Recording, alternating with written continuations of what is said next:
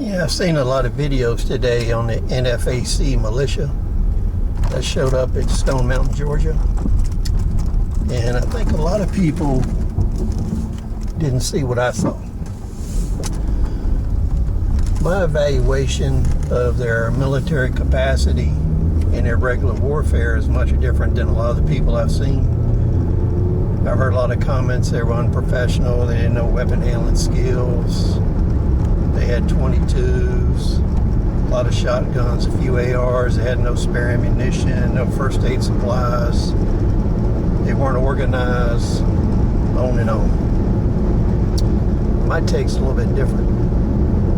When you actually look at militia groups, irregular warfare, asymmetrical warfare, you need to think in terms of what the target is, who the leadership is, who the training cadre is, how the forces are used.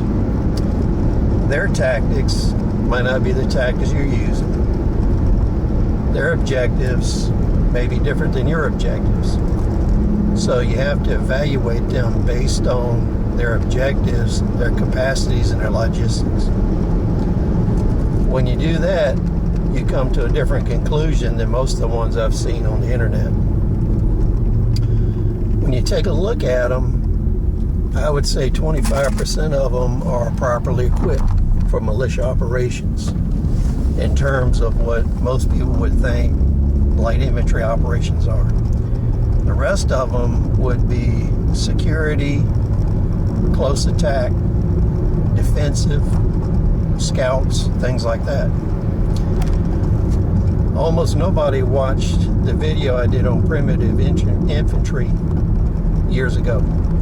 I guess it was 3 to 4 years ago I did a video on primitive infantry, and it talked about in other countries when organizations were short of funding and support, and especially outside military support and funding, that they operate.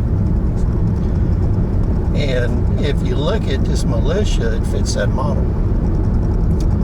So if you take a look at Rwanda and the activities there, most of the actual infantry use edge weapons, primitive firearms, and whatever they could find. So the general there bought around 500,000 machetes from Norinco, and that was the main infantry weapon. And what he did is he had traditional troops and light infantry he used as shock troops.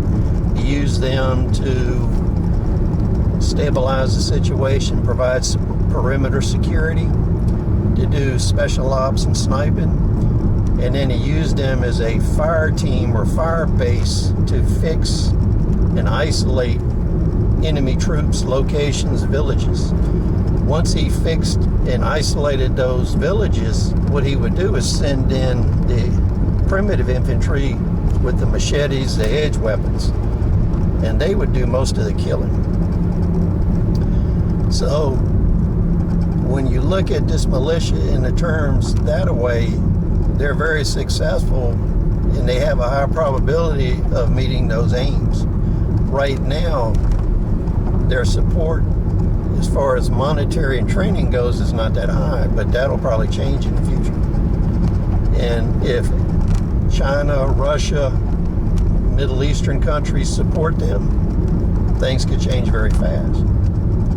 But what you want to keep in mind is what you saw on one encounter does not necessarily show you their capacity. What we do know is they have the capacity to put between 200 and 400 men with weapons in one place at one location. And with that being the case, you could do like the IRA did and pick small isolated British outposts, checkpoints, roadblocks, overwhelm them, and operate in that manner.